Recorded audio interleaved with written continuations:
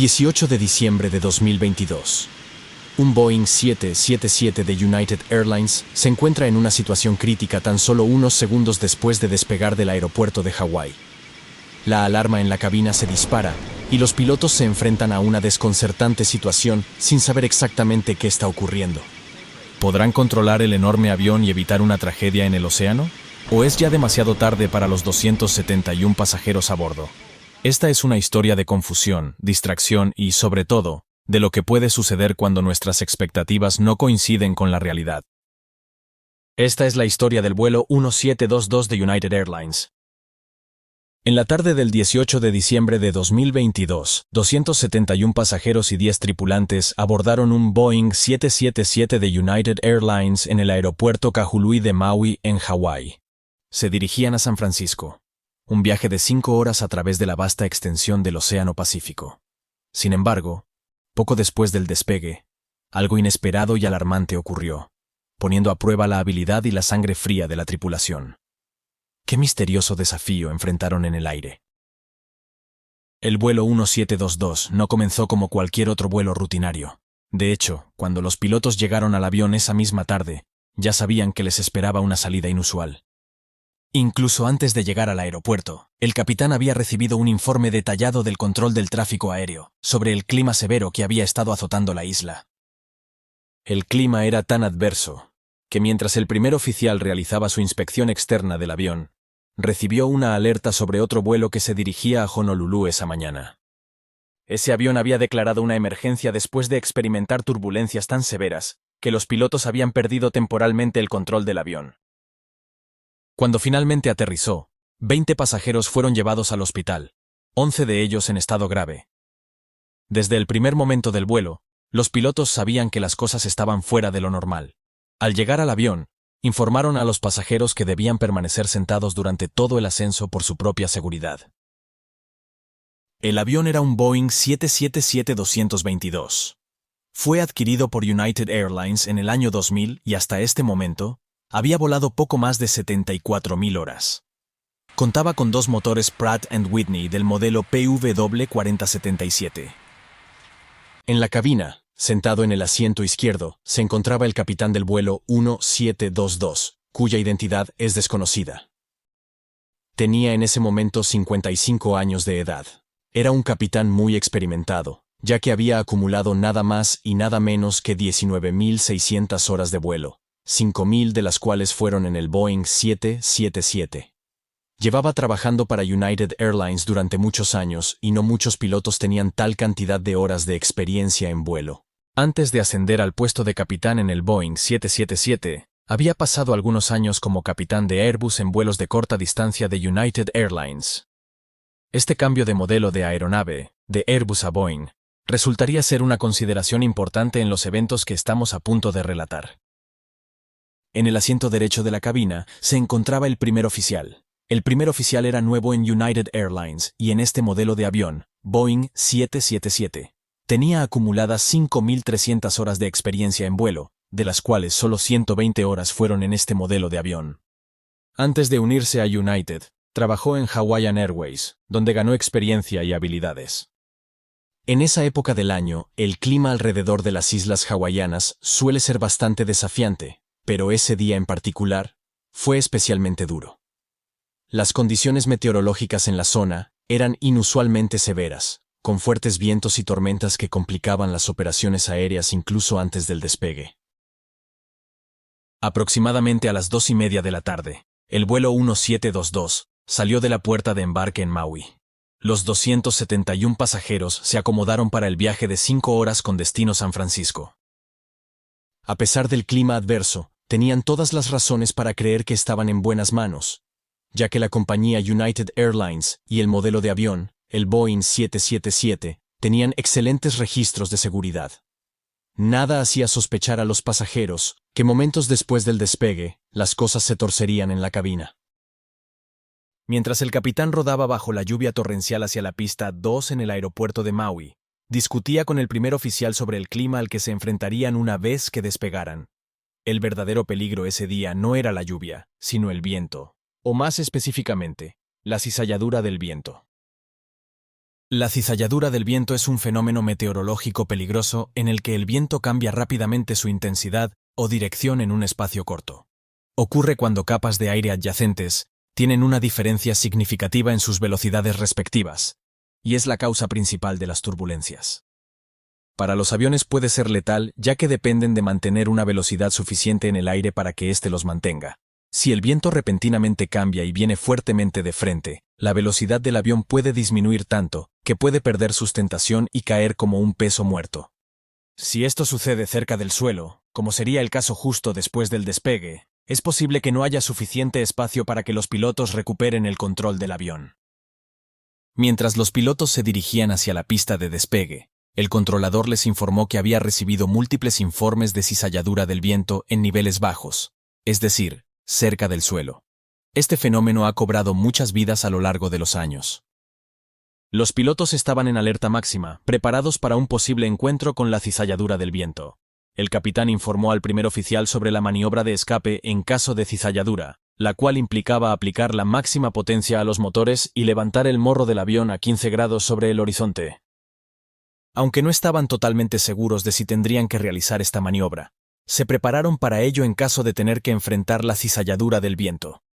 Esto implicaba más que simplemente seguir las instrucciones, ya que requería ajustes específicos. El capitán decidió extender los flaps a 20 grados para el despegue.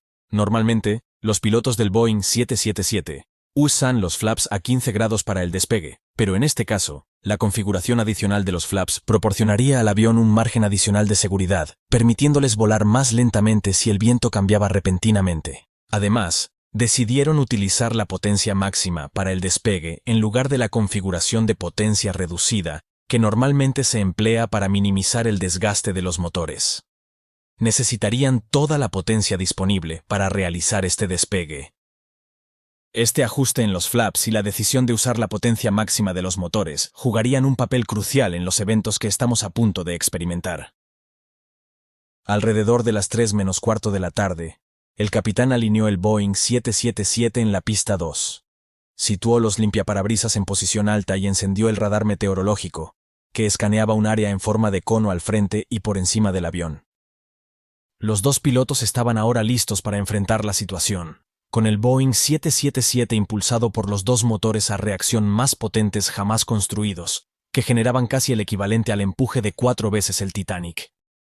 Una vez recibida la autorización para despegar, el capitán ajustó los motores, llevándolos a la posición de potencia máxima para liberar toda esa increíble fuerza. Sin embargo, la situación no se volvería más fácil una vez que el avión estuviera en el aire. Las cosas estaban a punto de suceder muy rápido, mucho más rápido de lo que los pilotos estaban acostumbrados. En cuestión de momentos, los motores, absorbiendo 7 toneladas métricas de aire por segundo, impulsaron el avión a su velocidad de despegue, que era de aproximadamente unos 260 km por hora, unos 140 nudos. El capitán movió la palanca de mando hacia atrás y elevó el avión hacia el cielo nublado. En los primeros segundos, el ascenso transcurrió de manera normal, como se anticipaba. Sin embargo, el piloto comenzó a notar fluctuaciones en la velocidad del aire, lo que indicaba que el flujo de aire se estaba volviendo más inestable. El capitán estaba preparado para realizar la maniobra de escape en caso de cizalladura del viento en cualquier momento mientras el avión ascendía. El primer oficial estaba ocupado desempeñando el rol de piloto asistente. En esta función, no estaba controlando el avión, sino que se encargaba de manejar las comunicaciones por radio con el control de tráfico aéreo para monitorear la situación. También supervisaba el vuelo del capitán y se encargaba de ajustar el avión durante el despegue. Ajustar el avión implica, entre otras cosas, recoger el tren de aterrizaje y configurar los flaps para hacer el avión más aerodinámico y eficiente en vuelos a alta velocidad. Después de muchas horas volando el mismo avión, los pilotos se ajustan a una rutina específica para el proceso de despegue. Hay una cadencia esperada en lo que se denomina el programa de retracción de flaps.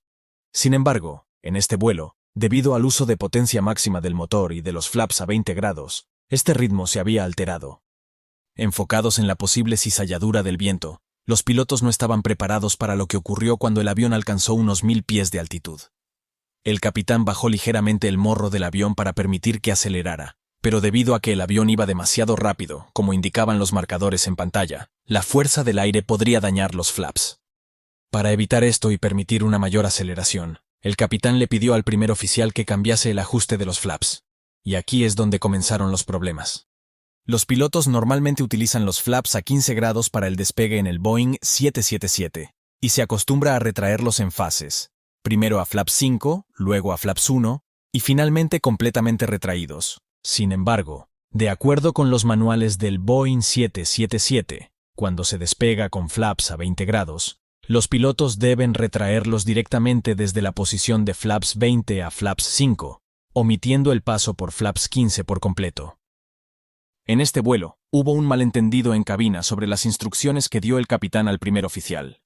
El capitán pensaba que había indicado flaps 5, mientras que el primer oficial entendió que había dicho flaps 15.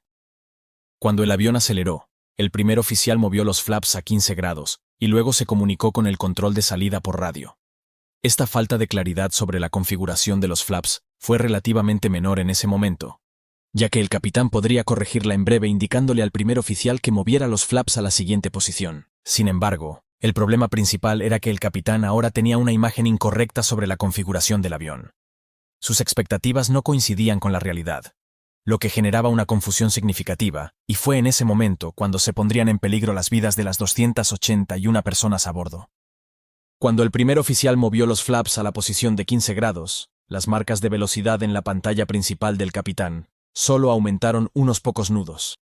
Con los flaps a 20 grados, el capitán no podía volar a más de 190 nudos, unos 350 km por hora, sin arriesgarse a dañar los flaps. Al mover los flaps a 15 grados, la velocidad aumentó solo 20 nudos, alcanzando aproximadamente 210 nudos, 390 km por hora. Esto significaba que el capitán estaba en riesgo de dañar los flaps si aceleraba más de 20 nudos, o 40 kilómetros adicionales. El capitán esperaba que la velocidad aumentara significativamente, ya que con los flaps en la posición de 5 grados, que pensaba que había solicitado, se requiere una velocidad mucho mayor para causar daños en los flaps. En cambio, el avión estaba acelerando y estaba a punto de superar la velocidad segura para los flaps. El capitán no comprendía por qué estaba ocurriendo esto. Parecía haber un problema con los flaps, y las condiciones de viento violentas que estaban experimentando también estaban influyendo, impidiendo que el avión aumentase la velocidad de forma más rápida. El capitán tiró ligeramente hacia atrás de la palanca de aceleración, pero esto no hizo que hubiera grandes cambios y el avión continuó acelerando. Mientras tanto, el primer oficial estaba solicitando la autorización del controlador de tráfico aéreo para ascender a una altitud de 16.000 pies. El controlador le informó que había fuertes lluvias en todas las direcciones alrededor del avión y que podía desviarse en caso necesario para evitar el mal tiempo.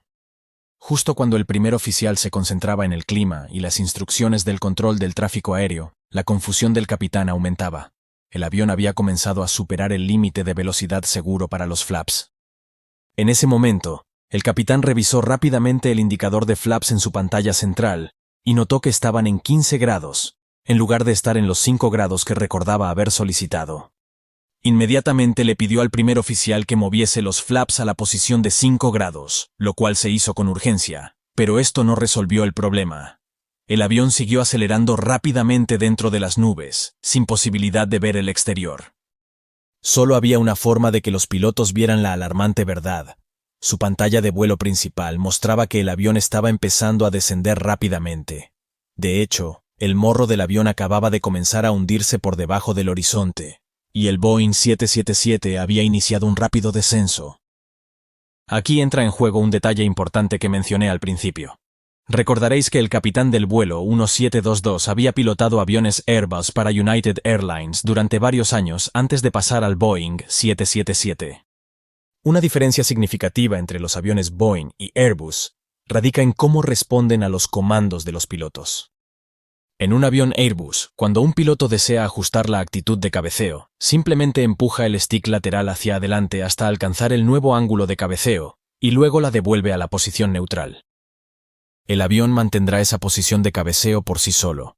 Por esta razón, se dice que los aviones Airbus tienen un control de vuelo muy estable. En cambio, los aviones Boeing, como el 777, no mantienen automáticamente el ángulo de cabeceo establecido por los pilotos. Esto significa que en el vuelo 1722, Cuando el capitán se concentró en la pantalla central para verificar el problema con los flaps, sin darse cuenta movió su palanca de control a la posición neutral. En un Airbus, esto no sería un problema, ya que el avión mantendría el ángulo de cabeceo que se había ajustado previamente. Sin embargo, en el Boeing 777, este ajuste a la posición neutral permitió que el morro del avión comenzara a descender. Probablemente, en medio de la situación estresante y desconocida, el capitán volvió a sus instintos de vuelo básicos, adquiridos durante años de experiencia con los modelos Airbus, y sin darse cuenta permitió que el avión inclinara el morro hacia abajo. El primer oficial notó que el morro del avión comenzaba a descender, y a la vez, estaba muy confundido, ya que no entendía nada. El capitán estaba teniendo dificultades para controlar la velocidad del aire, ya que la advertencia de exceso de velocidad seguía sonando. La cuestión era, ¿por qué el morro del avión parecía inclinarse hacia abajo? ¿Por qué el capitán estaba ajustando el ángulo del avión en lugar de corregir la velocidad? Esta situación también podría afectar los instrumentos del primer oficial, creando más problemas en un momento ya crítico. El capitán también estaba perplejo y obsesionado con la advertencia de exceso de velocidad, intentando entender su causa.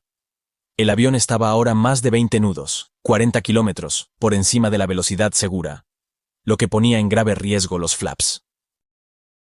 El morro del Boeing 777 continuaba descendiendo segundo a segundo, y el avión caía más rápido. En un intento por solucionar el problema, el capitán ordenó al primer oficial que retrajera aún más los flaps, sin comprender que esta acción no abordaba la verdadera causa del aumento de velocidad. Mientras tanto, el avión seguía descendiendo, moviéndose peligrosamente hacia el océano que se encontraba justo debajo de ellos. El primer oficial retrajo los flaps un grado más, pero la advertencia de exceso de velocidad persistió. Estaba completamente confundido. No entendía qué estaba haciendo el capitán con el avión, por qué seguía acelerando tanto y manteniendo los motores casi a máxima potencia. La tormenta podría haber causado que el avión se comportara de esta manera, pero sus instrumentos estaban mostrando la misma información que los del capitán. El avión se encontraba en una posición crítica, con el morro apuntando más de 10 grados por debajo del horizonte y descendiendo a una velocidad alarmante de 8.000 pies por minuto. A esa velocidad, el avión acabaría impactando contra el océano en pocos segundos. En la cabina de pasajeros no tenían ni idea de lo que estaba ocurriendo al frente.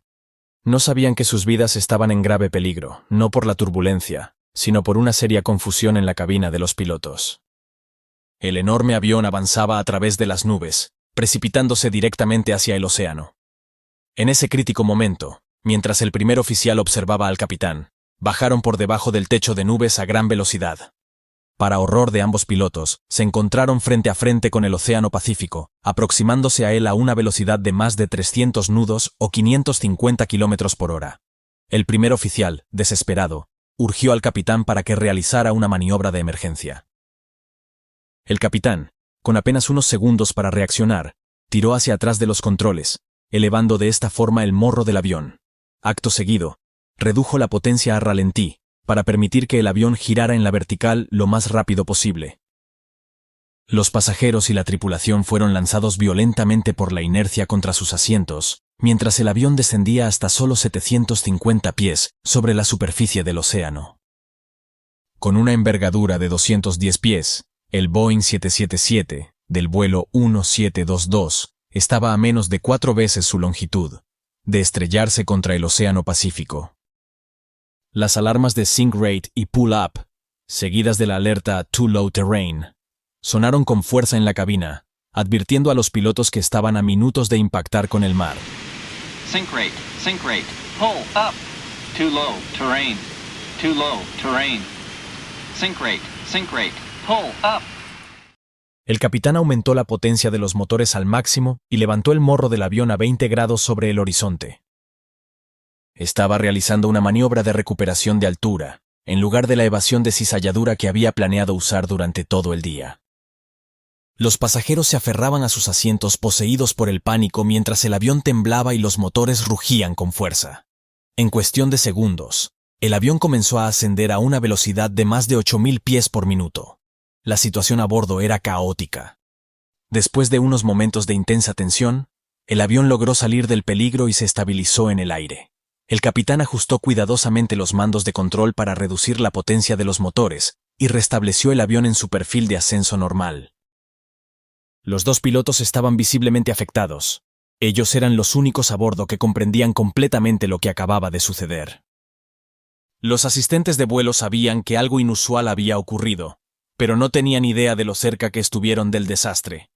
Después de verificar con el asistente de vuelo al mando que ningún pasajero resultó herido y que no parecía haber daños en el avión, el capitán decidió continuar con normalidad el vuelo hacia San Francisco. 4 horas y media después de aterrizar en San Francisco, los pilotos informaron del incidente a United Airlines. Sin embargo, el incidente no salió a la luz pública hasta 2 meses después. United Airlines determinó que el incidente no necesitaba ser reportado a la Junta Nacional de Seguridad en el Transporte, ya que no cumplía con los criterios de reporte, que requerían que alguien resultara herido o que hubiera daños significativos en la aeronave. Al no darse ninguna de estas dos características, decidieron no informar. Lamentablemente, en ese momento, la grabadora de voz de la cabina ya había sido sobrescrita debido al tiempo transcurrido desde el incidente, por lo que el informe se realizó con los testimonios de los pilotos, tripulación y pasajeros a bordo. Debido a este incidente y lo cerca que estuvieron del desastre, los pilotos del vuelo 1722 de United Airlines recibieron formación adicional para mejorar sus habilidades y manejo en situaciones críticas. Sin embargo, este no fue un caso aislado, ya que hubo varios sucesos similares en Boeing. La pregunta es, ¿son estos errores indicios de un problema más amplio en la formación de pilotos y en las prácticas de las aerolíneas? ¿Es posible que esto sea solo la punta del iceberg? El casi accidente del vuelo 1722 nos recuerda lo rápido que las cosas pueden torcerse en un avión, incluso con todas las medidas de seguridad modernas diseñadas para prevenir accidentes. Una simple pérdida de conciencia situacional por parte del capitán, combinada con condiciones meteorológicas adversas, una configuración inusual de la aeronave y la falta de comunicación, o un malentendido sobre el ajuste de los flaps, casi provocó un desastre. Si este incidente hubiera ocurrido de noche, si el techo de nubes hubiera estado más bajo, o si el capitán hubiera reaccionado unos segundos más tarde, podría haber resultado en uno de los peores accidentes aéreos en la historia. Afortunadamente, no hubo víctimas en este caso, ni daños de ningún tipo en la aeronave.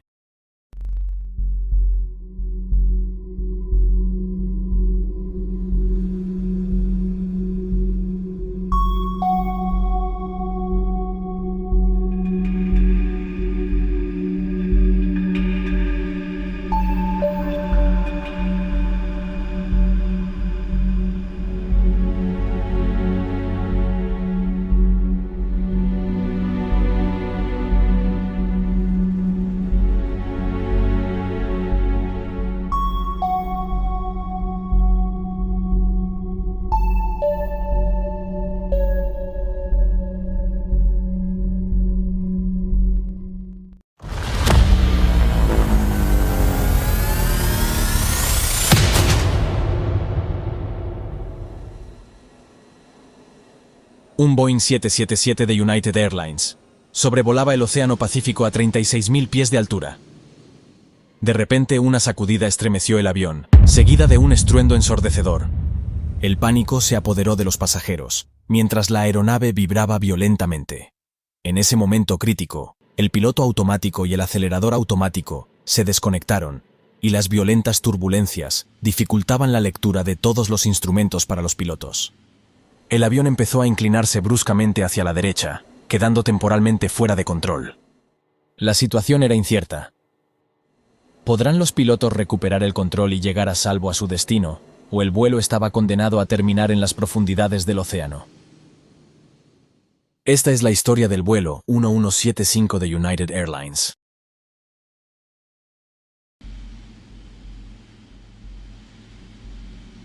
...13 de febrero de 2018... Aeropuerto Internacional de San Francisco. 363 pasajeros y 15 miembros de la tripulación abordaron el vuelo 1175 de United Airlines, con destino el Aeropuerto Internacional Daniel K. Inouye, en Honolulu, Hawái. En la puerta de embarque, realizaban los preparativos para un vuelo directo desde San Francisco a Hawái, con una duración aproximada en condiciones normales de unas 5 horas y media, sobre el Océano Pacífico. La mayoría de los pasajeros se dirigían a Hawái para celebrar el día de San Valentín, que sería justo al día siguiente de ese vuelo. Nada les hacía sospechar que en ese momento estaban a punto de enfrentarse a un giro inesperado del destino, una experiencia que jamás olvidarían. El avión era un Boeing 777-200 de 23 años de antigüedad. Estaba equipado con 2 motores turbofan Pratt & Whitney PW4077, diseñados para ofrecer un alto rendimiento y eficiencia en vuelos de largo alcance. Este modelo de motores tienen un ventilador con un diámetro de 112 pulgadas o 2,8 metros, lo que significa que la carcasa exterior del ventilador es casi tan ancha como el fuselaje del avión. Estos motores de gran tamaño son una de las principales razones de la popularidad de la aeronave. En general, cuanto mayor es el diámetro del ventilador del motor, mayor es su eficiencia. Hasta este momento la aeronave había acumulado casi 990.000 horas de vuelo, con más de 16.000 ciclos desde su fabricación. Un ciclo se considera a una operación completa del motor de un avión, desde el arranque hasta el apagado, independientemente de la duración o distancia del vuelo. Este registro es fundamental en la aviación, para monitorear el desgaste de los motores, clave para el mantenimiento y los protocolos de seguridad. En la cabina del vuelo 1175 de United Airlines, la tripulación estaba formada por 3 pilotos. El capitán Christopher Borsu Benham, de 57 años, estaba a cargo de supervisar el vuelo, monitorizando los sistemas. Contaba con más de 13.000 horas de vuelo, de las cuales 360 habían sido en el Boeing 777. Además, tenía una extensa carrera en la aviación, con experiencia en vuelos acrobáticos a lo largo de sus 40 años de trayectoria. Esta experiencia resultaría ser vital más adelante durante el vuelo. Le acompañaba en cabina el primer oficial Paul Ayers, de 60 años. El primer oficial sería el encargado de pilotar el avión en el primer tramo. El primer oficial Ayers contaba con una impresionante experiencia de más de 11.000 horas de vuelo. De este total, 10.000 horas fueron especialmente relevantes, ya que fueron realizadas en el Boeing 777. Junto con el capitán y el primer oficial, en el asiento plegable de la cabina, se encontraba Ed Gagarin, un primer oficial de United Airlines fuera de servicio. Acababa de terminar su turno anterior y estaba deseando regresar a casa para disfrutar de unos días de descanso. Sin embargo, al ver que el vuelo estaba casi lleno, preguntó si existía la posibilidad de acompañar a los pilotos en la cabina. El capitán Benham lo recibió con una sonrisa y bromeando le dijo al primer oficial Ed Gagarin que si iba a sentarse con ellos en la cabina, tal vez tendría que trabajar un poco. Ambos rieron sin saber que esa broma sería un presagio de lo que más tarde ocurriría. Ed Gagarin también mencionó que acababa de completar su entrenamiento de línea, un dato que pronto desempeñaría un papel crucial en esta historia. En aviación, el entrenamiento de línea es una fase crucial en la formación de un piloto para volar una aeronave comercial. Este tipo de entrenamiento se realiza después de haber completado la formación teórica y práctica en simuladores. Durante el entrenamiento de línea, el piloto, generalmente un copiloto recién cualificado, realiza vuelos reales bajo la supervisión de un capitán instructor o un piloto experimentado.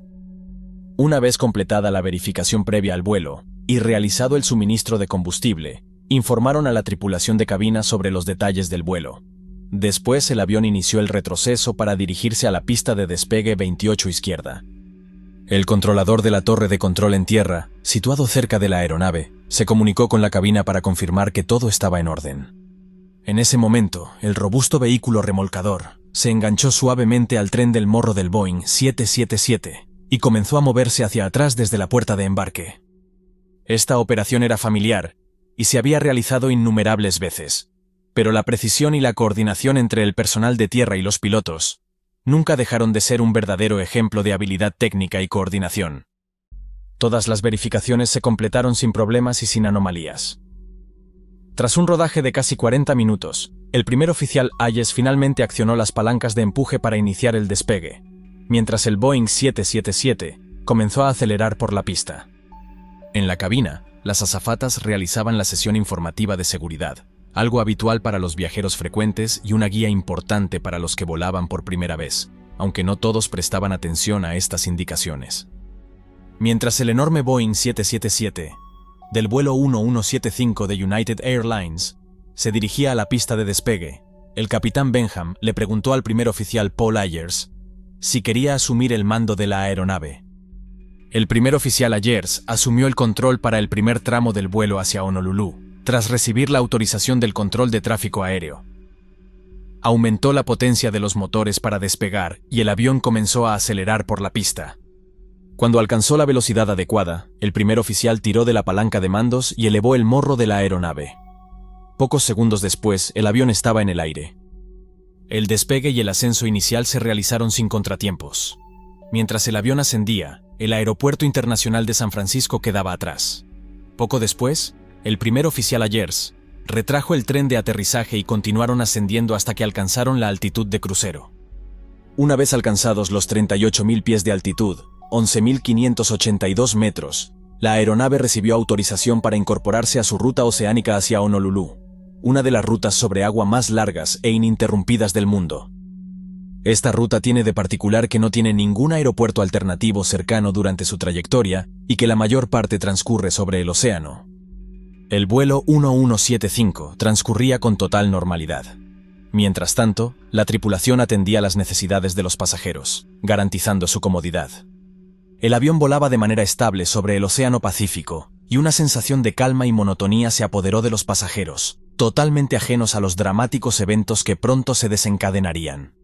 Durante las primeras 3 horas y media, el vuelo 1175 de United Airlines transcurrió sin incidentes, con reportes de posición, verificaciones de combustible y mensajes ACARS sobre el clima y los vientos. Los mensajes ACARS, Aircraft Communications Addressing and Reporting System, son un sistema de comunicación utilizado en aviación para transmitir información entre pilotos y torre de control en tierra. Estos mensajes pueden incluir datos sobre el estado del vuelo, informes de posición, solicitudes de información meteorológica y actualizaciones sobre el rendimiento del avión, entre otros. Los pilotos establecieron comunicación con la torre de control de Honolulu y recibieron la información meteorológica actualizada a través del sistema informático a bordo de la aeronave. Los nuevos datos indicaban cielos nublados y un rango de visibilidad de 10 millas, 16 kilómetros. Además, se informó que la temperatura era de aproximadamente 21 grados Celsius. En ese momento el capitán Benham comentó que había volado a Honolulu innumerables veces, pero que nunca había visto una capa sólida de nubes tan extensa, cubriendo desde los 2.000 hasta los 33.000 pies, entre 600 a 10.000 metros, sobre las islas, como las que esperaban encontrar más adelante. Poco después, comenzaron a adentrarse en una zona de turbulencias moderadas. Debido a esto, solicitaron permiso al control de Honolulu para descender 2.000 pies, unos 600 metros, en busca de condiciones más estables. El control lo aprobó, y el primer oficial ajustó el descenso en el panel de control, dejando que el piloto automático realizara el descenso. El capitán abandonó brevemente la cabina, y a su regreso, un fuerte y violento estruendo sacudió la aeronave por completo. Los pilotos, aturdidos por la situación, no eran conscientes de lo que estaba sucediendo. El avión giró abruptamente unos 40 grados hacia la derecha. Esto causó la pérdida de control de la aeronave. Lo que los pilotos desconocían en ese momento era el desastre que se había desatado en el motor derecho. Una falla catastrófica de las aspas del ventilador, desintegrándose en pleno vuelo y poniendo en peligro la integridad de la aeronave. Cuando se encontraban a unos 40 minutos al noreste de Honolulu, una grieta en la pala del ventilador número 11 alcanzó su punto crítico. En un instante, la enorme pala se desprendió limpiamente, a unos 3,5 centímetros de su base, y salió disparada con una fuerza tremenda, impactando y destrozando la pala contigua. Los fragmentos causaron graves daños en el núcleo del motor. La pala número 11 comenzó a moverse hacia adelante dentro del cañón protector del motor, generando ondas de choque que superaron las especificaciones del motor, lo que provocó que tanto el cañón como la carcasa fallaran y fueran arrancados del motor. Este tipo de incidente, conocido como evento de aspa del ventilador, o FBO, es algo para lo que los motores se prueban durante el proceso de certificación. Este incidente provocó la desconexión de los sistemas de piloto automático y acelerador automático. La aeronave comenzó a temblar violentamente, lo que dificultó el control de los instrumentos en la cabina. La intensa sacudida generó un ruido ensordecedor, similar al derribo de un edificio de metal, con sonidos de metal doblándose y aplastándose.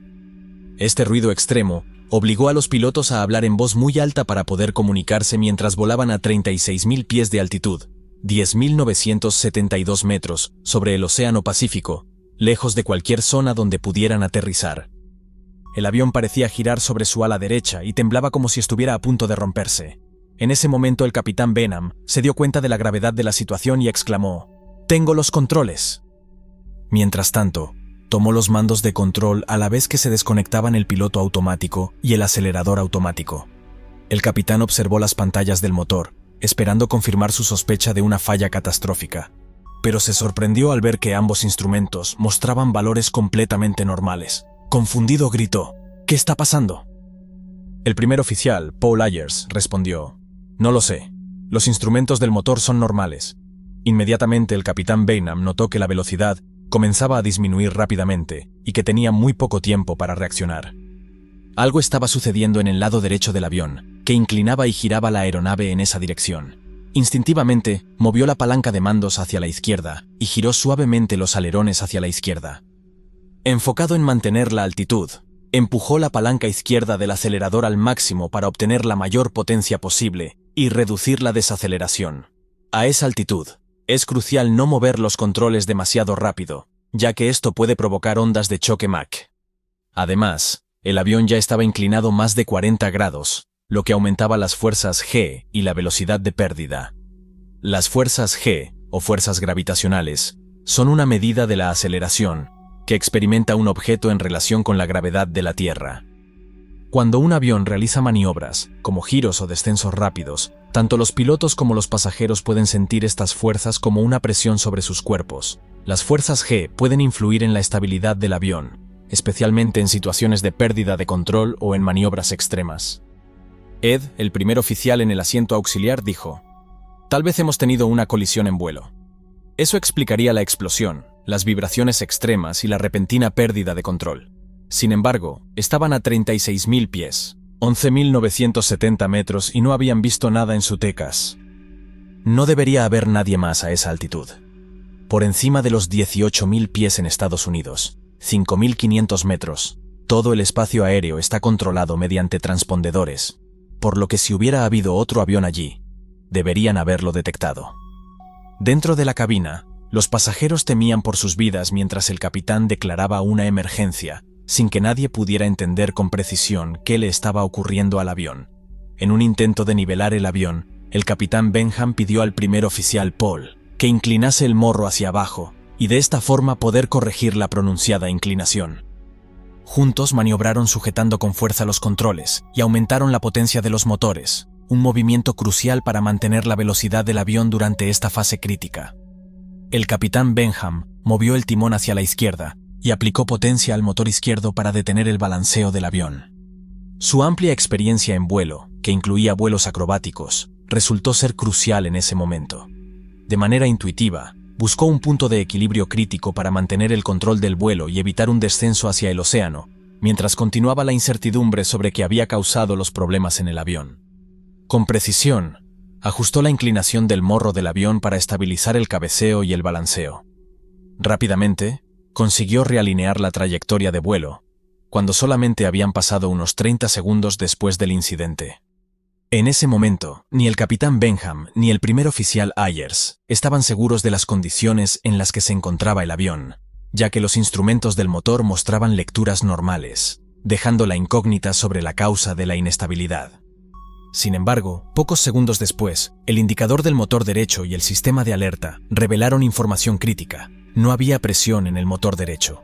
Al ver esta información, el capitán Benham dedujo que habían perdido el motor derecho, pero seguía perplejo ante la razón por la cual el avión continuaba temblando violentamente. El capitán ordenó al primer oficial Ayers que revisara inmediatamente la lista de verificación de daños severos en el motor. Ambos revisaron paso a paso la lista mientras continuaban volando sobre el Océano Pacífico, a 200 millas de Honolulu, 321 kilómetros.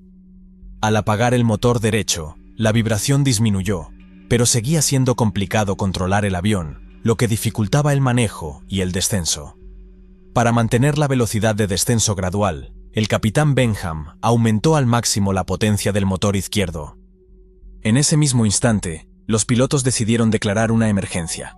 Ante la gravedad de la situación, pidieron ayuda al primer oficial fuera de servicio que les acompañaba en cabina, Ed Gagarin. El capitán instruyó al primer oficial para que ejecutara la lista de verificación de descenso, mientras le pedía a Ed Gagarin que obtuviera los vectores hasta el Aeropuerto Internacional de Honolulu, todo ello con un solo motor en funcionamiento. El capitán Benham controlaba el avión con gran destreza mientras descendía a una altitud de 33.000 pies, 10.058 metros. A medida que se adentraban en las nubes, la velocidad del aire se redujo a 241 nudos, 446 km/h, durante este descenso. Este escenario presentó ciertos desafíos aerodinámicos, especialmente debido al flujo de aire interrumpido sobre el ala derecha. El capitán era consciente de que bajar el morro hacia abajo para aumentar la velocidad del aire podría comprometer las posibilidades de aterrizar en Honolulu. Por otro lado, elevar el morro para reducir la velocidad del aire podría hacer que el avión fuera más susceptible a una entrada en pérdida. En ese momento, el capitán determinó que la velocidad óptima se situaba entre 245 y 255 nudos, 453 y 472 km/h, asegurando la estabilidad del vuelo sin riesgo de entrar en pérdida. Con solo el motor izquierdo funcionando y el motor derecho apagado, planeó una aproximación one-shot para aterrizar en Honolulu debido a la pérdida de altitud. La aproximación one-shot es una maniobra de aterrizaje que implica realizar un único intento de aterrizaje en la pista, sin la posibilidad de realizar una segunda aproximación. Se utiliza en situaciones donde el tiempo o las condiciones son críticas, y el piloto debe asegurarse de que el aterrizaje se realice correctamente en el primer intento.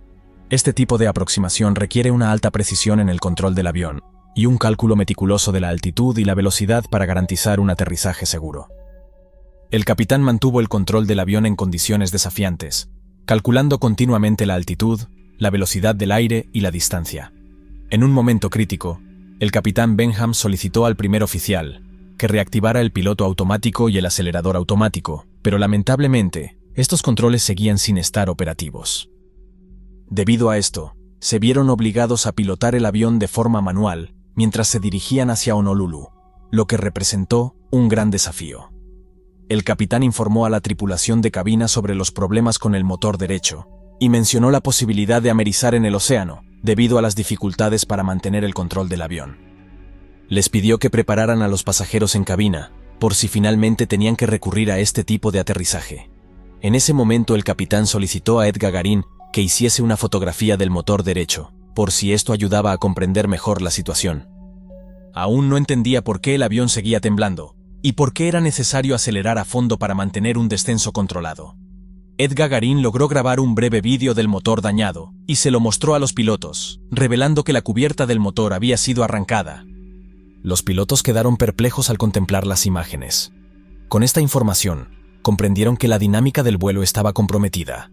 Se comunicaron con el centro de operaciones de la aerolínea para pedir ayuda con la lista de verificación y contactaron con Honolulu para informar al centro de control sobre el incidente.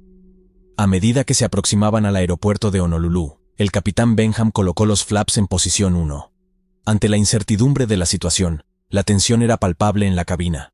Un suspiro de alivio recorrió la cabina cuando los flaps se activaron con éxito. Mientras el avión descendía a través de las capas de nubes, las luces de la pista comenzaron a vislumbrarse. El capitán le pidió al primer oficial que desplegase el tren de aterrizaje. Inmediatamente el primer oficial realizó la solicitud. Posteriormente, el primer oficial informó al capitán sobre los procedimientos que debían llevar a cabo antes de aterrizar. Sin embargo, el capitán era consciente de que solo tendrían una oportunidad para aterrizar. El primer oficial Ayers bajó y bloqueó el tren de aterrizaje. Una gran sensación de alivio recorrió la cabina, al ver que el morro del avión se alineaba con la línea central de la pista, atravesando la última capa de nubes y revelando finalmente la pista por completo. En ese momento, movieron la palanca de los flaps a la posición 5 y continuaron progresivamente la posición 15, manteniendo una velocidad de 180 nudos, 335 kilómetros. Con el enorme y pesado avión en una situación crítica que debía aterrizar inmediatamente, la situación se volvió tensa. Mientras tanto, el equipo de bomberos ya estaba esperando en tierra. El avión se aproximaba cada vez más a la pista de aterrizaje, y el capitán continuaba con el descenso del avión lentamente. El sonido de los neumáticos al tocar el suelo de la pista fue el alivio final y rompió el silencio en la cabina, seguido de la desaceleración, mientras aplicaban el empuje inverso para lograr un aterrizaje suave. Al detenerse, los aplausos llenaron la cabina cuando los pasajeros se dieron cuenta de que el aterrizaje había sido un éxito. El primer oficial informó al capitán de que podía soltar los controles en ese momento. Inmediatamente el capitán Benham fue consciente de que aún mantenía un firme agarre de los mandos con su mano izquierda y sostenía el acelerador con la derecha, a pesar de que el avión ya se encontraba en tierra y se había detenido. El personal de rescate y extinción de incendios no tardaron en realizar una minuciosa inspección. Después, determinaron que era seguro continuar con el rodaje de la aeronave hasta la puerta de embarque, donde los 363 pasajeros, los 3 pilotos y los 12 asistentes de vuelo pudieron desembarcar normalmente. Afortunadamente nadie resultó herido en este incidente. Varios organismos iniciaron rápidamente una investigación exhaustiva, incluidos el Laboratorio de Materiales Pratt & Whitney, los metalúrgicos de la FAA y la NTSB. La investigación integral implicó acceder a los registros de la aeronave y examinar directamente el motor para identificar el origen del mal funcionamiento y su explosión. Los investigadores encontraron una fractura en el aspa del ventilador del motor derecho, así como un pequeño agujero y varias abolladuras y hendiduras en el fuselaje cerca de dicho motor. En el lado derecho del fuselaje se detectaron 2 pequeñas abolladuras y pinchazos justo debajo de la ventana, alrededor de las filas de asientos 20 y 21.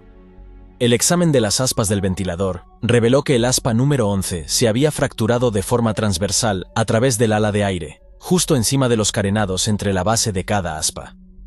El otro aspa del ventilador, identificada como la número 10, también se había fracturado, aproximadamente a mitad de su longitud. Esta fractura fue causada por fatiga, que se había originado desde un punto subterráneo en la superficie interior de las aspas del ventilador de núcleo hueco. Durante la investigación, se reveló que los motores habían sido reacondicionados por última vez en 2015. En ese momento, Pratt & Whitney estaba probando la durabilidad de los motores, utilizando una técnica llamada imagen acústica térmica, TAI, una tecnología emergente que aún se encontraba en desarrollo. Este método funcionaba generando vibraciones en las aspas mediante energía sonora. Si existía alguna grieta, las superficies internas de la fractura se rozarían entre sí, generando calor, que luego se detectaba con sensores térmicos. Esta técnica, más sencilla que otras, fue rápidamente adoptada por Pratt & Whitney. Si al realizar la TAI detectaban una posible grieta, la pala se enviaba para más pruebas con otras tecnologías no destructivas. Aunque en esas inspecciones, los técnicos notaron una anomalía en una de las aspas, lo descartaron como un simple problema en la capa de pintura de la propia pala. En el motor derecho, faltaba gran parte del revestimiento del borde de entrada, así como la mayor parte de los cañones interiores y exteriores, y aproximadamente la mitad del mamparo trasero, que no fueron recuperados. Además, la mayoría de las mitades interior y exterior de la carcasa del ventilador también estaban ausentes, ya que estas piezas se perdieron en el mar. La entrada, después del mamparo, estaba hecha de plástico reforzado con fibra de carbono en los aviones de fábrica, mientras que durante las pruebas de certificación de las aspas del ventilador del motor, se utilizó un mamparo de aluminio. A diferencia del plástico reforzado, el aluminio puede rendir de manera similar al absorber la misma cantidad de energía. Los análisis estructurales de la entrada y la cubierta del ventilador revelaron que el diseño del mamparo de plástico reforzado con fibra de carbono era menos robusto que el mamparo de aluminio probado durante la certificación del motor, lo que pudo haber contribuido a su desprendimiento. La entrada del motor, al no estar intacta, provocó fuertes sacudidas que los pilotos describieron como una alteración de la superficie aerodinámica. Esto comprometió significativamente la estabilidad de la aeronave, causando que se desestabilizara inmediatamente después del impacto inicial. Se descubrió que las piezas de la entrada del motor utilizadas durante las pruebas de certificación estaban hechas de aluminio, que tiene una mayor capacidad para ceder y deformarse, en comparación con el polímero reforzado con fibra de carbono que finalmente se utilizó en la producción. Esta fue una de las razones por las que las partes frontales del motor se destruyeron rápidamente, mientras que la carcasa permaneció razonablemente intacta. Sin embargo, cuando esas secciones delanteras del motor desaparecieron, parte de las aspas del ventilador que continuaban girando se desprendieron de la carcasa y se dispararon directamente hacia el costado del avión. Por suerte impactaron en un lugar específico donde se encontraba un larguero, una estructura que se ubica justo debajo de una de las ventanillas del pasajero. Esto evitó que el fragmento de la pala perforara la cabina, lo que podría haber sido catastrófico para el pasajero, y aún peor, habría provocado una despresurización inmediata de la aeronave. Para prevenir que se repita un evento similar, la FAA emitió en 2019 una directiva de aeronavegabilidad, que exige inspecciones periódicas de los motores basadas en los ciclos de uso. En particular, se estableció que las aspas del ventilador deben ser inspeccionadas cada 6.500 ciclos de vuelo. Este estándar fue adoptado por otras autoridades de aviación nacional. En agosto de 2020, Boeing envió actualizaciones a la FAA sobre sus esfuerzos para reforzar las cubiertas de los motores del Boeing 777. El fabricante comunicó a los reguladores su decisión de rediseñar y producir cubiertas de reemplazo, permitiendo a las aerolíneas modernizar sus flotas y comenzar el proceso de actualización. United Airlines, por su parte, ofreció reembolsos completos a todos los pasajeros del vuelo afectado. Un año después, la tripulación de cabina recibió el premio a la superioridad aérea de la Asociación de Pilotos de Aerolíneas por aterrizar el avión de manera segura. Las heroicas acciones del capitán Benham fueron destacadas por su increíble determinación y compostura, incluso bajo presión extrema durante los últimos 40 minutos del vuelo. Nunca soltó el acelerador ni la palanca de mandos, controlando manualmente la aeronave hacia un aterrizaje seguro y exitoso sin heridos, a pesar del incidente.